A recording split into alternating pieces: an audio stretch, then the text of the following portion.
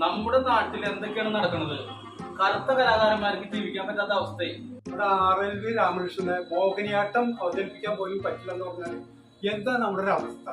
നമ്മുടെ കലാമണ്ഡലം ഭരണസമിതി അംഗം സത്യഭാമൻ RLV രാമകൃഷ്ണനെ ഇൻസൾട്ട് ചെയ്തു.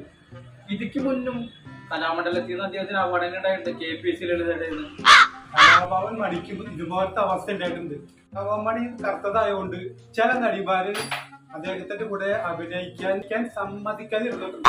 നമ്മുടെ ജാസി ഗിഫ്റ്റിനെ പോലെ ഫേമസ് ആയിട്ടുള്ള ഒരു ഗായകനാ ഒരു കോളേജിൽ പാട്ട് പാടാൻ പിടിച്ചിട്ട് പ്രിൻസിപ്പാള് ഇടയ്ക്ക് വെച്ച് മൈക്രോഫോൺ വാങ്ങിച്ച് അയാളെ നാറ്റിച്ചു വിട്ടിച്ച്. ഈ സംഭവങ്ങളിലെല്ലാം കറുത്തവരെന്ന് പറഞ്ഞ് അപമാനിച്ചത് സ്ത്രീകളാണ്. ലോക്ക്ഡൌൺ സമയത്താണ് നമ്മൾ അറിഞ്ഞത് കോളേജുകളിലൊക്കെ ഇടിമുറി ഉണ്ടെന്ന്. ജാസി ഗിഫ്റ്റിന് ഇടിമുറി കൊണ്ടുപോയി ഇടിക്കാഞ്ഞത് ഭാഗ്യം. യേശുവിനെ കുരിശിൽ തറച്ച ലോകമല്ലേ ഇത്? ഈ ലോകം ഒരു കാലത്തും നന്നാവില്ല.